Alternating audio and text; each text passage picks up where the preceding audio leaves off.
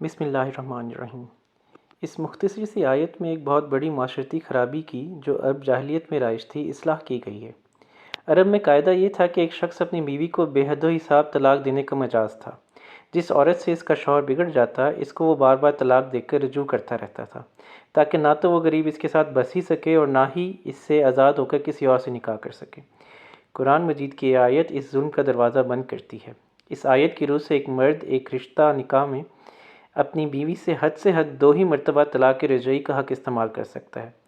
جو شخص اپنی منکوحہ کو 2 مرتبہ طلاق دے کر اس سے رجوع کر چکا ہو، وہ اپنی عمر میں جب کبھی اس کو تیسری بار طلاق دے گا، عورت اس سے مستقل طور پر جدا ہو جائے گی۔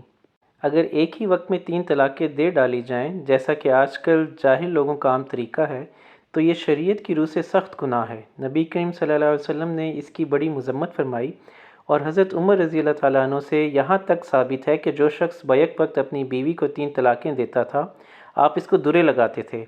تاہم گناہ ہونے کے باوجود ائمہ اربعہ کے نزدیک تینوں طلاقیں واقع ہو جاتی ہیں اور طلاق مخلص ہو جاتی ہے۔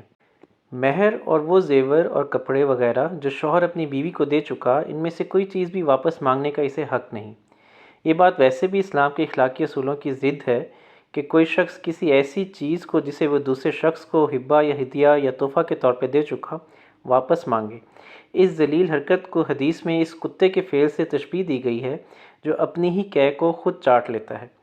مگر خصوصیت کے ساتھ ایک شوہر کے لیے تو یہ بہت ہی شرمناک ہے کہ وہ طلاق دے کر رخصت کرتے وقت اپنی بیوی سے وہ سب کچھ رکھوا لینا چاہے جو اس نے کبھی اسے خود دیا تھا۔ اس کے برعکس اسلام نے یہ اخلاق سکھائے ہیں کہ آدمی جس عورت کو طلاق دے، اسے رخصت کرتے وقت کچھ نہ کچھ دے کر رخصت کرے۔ خلا سے مراد ایک عورت کا اپنے شوہر کو کچھ دے دلا کر اس سے طلاق حاصل کرنا ہے۔ اس معاملے میں اگر عورت اور مرد کے درمیان گھر ہی میں کوئی معاملہ طے ہو جائے تو جو کچھ طے ہوا ہو وہی نافذ ہوگا۔ اگر عدالت میں معاملہ جائے تو عدالت صرف اس امر کی تحقیق کرے گی کہ آیا فی الواقع یہ عورت اس مرد سے اس حد تک متنفر ہو چکی ہے کہ اس کے ساتھ اس کا نباہ نہیں ہو سکتا۔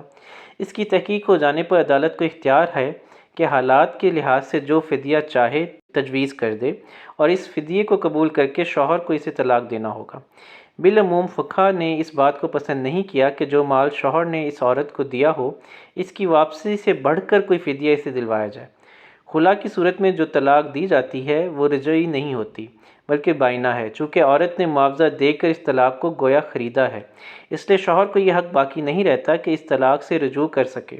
البتہ یہی مرد و عورت پھر ایک دوسرے سے راضی ہو جائیں اور دوبارہ نکاح کرنا چاہیں تو ایسا کرنا ان کے لیے بالکل جائز ہے۔